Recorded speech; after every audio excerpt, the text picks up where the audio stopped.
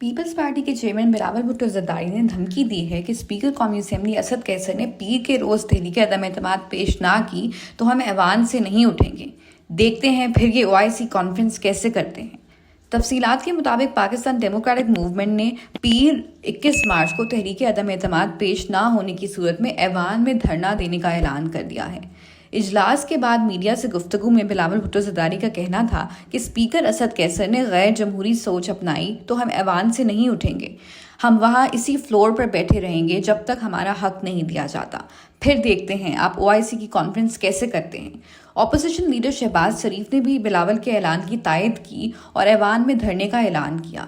इनका कहना था कि इजलास बुलाना स्पीकर की जिम्मेदारी है। अगर स्पीकर ने हाउस का बिजनेस ना चलाया तो हम असेंबली हॉल में धरने देने पर मजबूर हो जाएंगे। हम सब पाकिस्तानी हैं, हम आपको आइन छिकने की इजाज़त नहीं देंगे। शहबाज शरीफ का कहना था कि ये आइन की रूह के खिलाफ है कि डिफेक्शन की कार्रवाई रूल तोड़ने से पहले हो जाए।